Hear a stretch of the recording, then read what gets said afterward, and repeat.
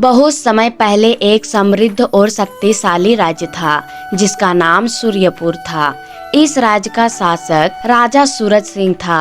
राजा सूरज सिंह एक न्यायप्रिय और समझदार शासक था। उसका राज्य शांति और समृद्धि से भरा हुआ था।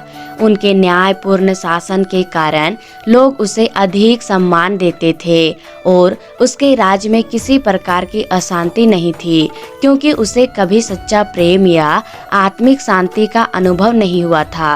राजा सूरज सिंह की एक बड़ी चाहत थी कि वह किसी ऐसी महिला से विवाह करे जो न केवल उसकी राजसी स्थिति को संभाल सके, बल्कि उसकी आत्मिक शांति की तलाश में भी उसकी मदद कर सके। इस प्रकार उसने 2 रानियों को अपने जीवन साथी के रूप में चुनने का निर्णय लिया।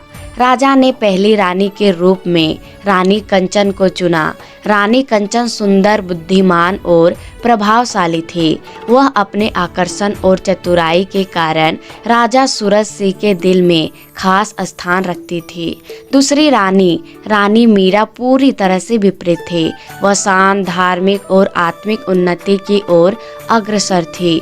रानी मीरा के दिल में राजा के लिए सच्चा प्रेम था और वह उसे आंतरिक शांति की ओर मार्गदर्शन करना चाहती थी। शुरुआत में दोनों रानियों राजा सूरज सिंह के साथ शांति से रहती थी। रानी कंचन का ध्यान अधिकतर भौतिक सुख सुविधाओं पर था, जबकि रानी मीरा का ध्यान राजा की आत्मिक उन्नति और उनके जीवन में शांति लाने पर था। रानी कंचन चाहती थी कि राजा का ध्यान पूरी तरह से उस पर केंद्रित रहे और वह हर प्रकार की भौतिक सुविधा उसे प्रदान करने के लिए तत्पर रहती थी। दूसरी ओर रानी मीरा का जीवन सरल और ध्यान मग्न था। वह राजा को न केवल भौतिक बल्कि मानसिक और आत्मिक शांति की दिशा में भी मार्गदर्शन करती थी। समय के साथ रानी कंचन और रानी मीरा के बीच तनाव बढ़ने लगा।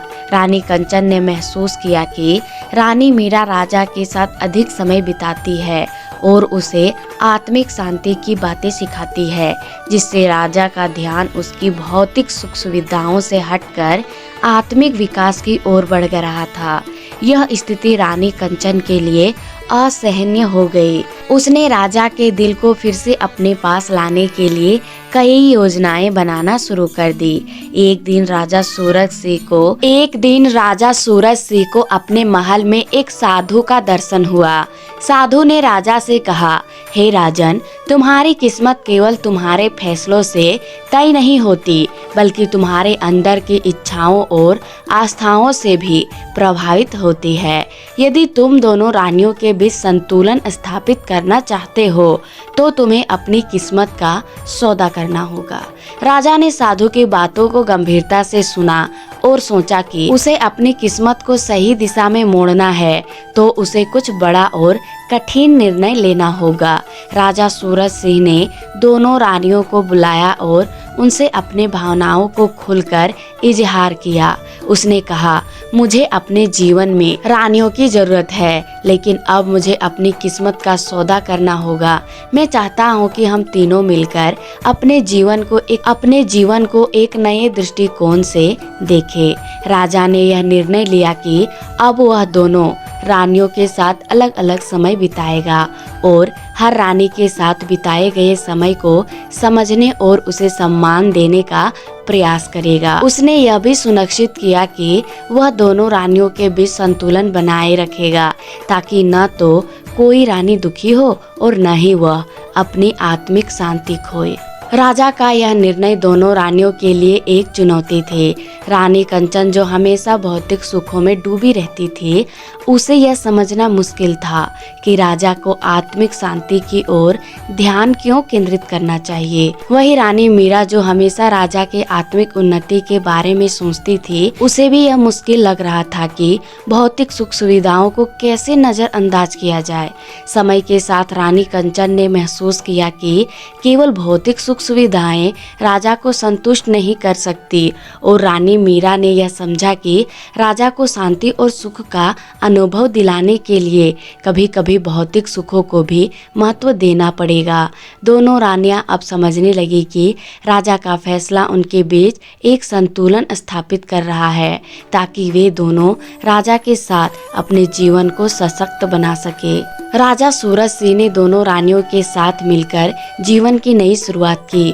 उसने हर रानी के साथ अपने समय का सही संतुलन बनाने की कोशिश की और दोनों के साथ एक नए दृष्टिकोण से अपने रिश्ते को देखा।